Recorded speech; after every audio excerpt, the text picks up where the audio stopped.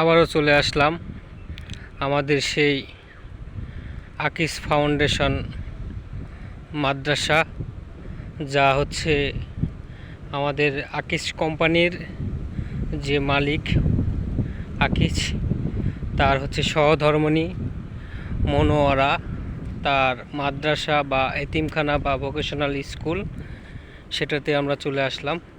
দেখেন কত সুন্দর। যাক, সৌন্দর্যটাই মানুষের মূল কারণ।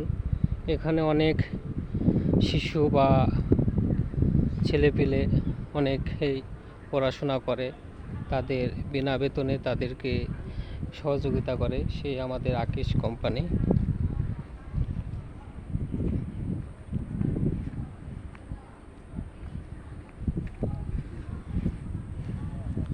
তিনি একটা খুব ভালো লোক ছিল আমাদের মাঝে। এই যে মাদ্রাসা, এটুকুই শেষ, সমাপ্ত।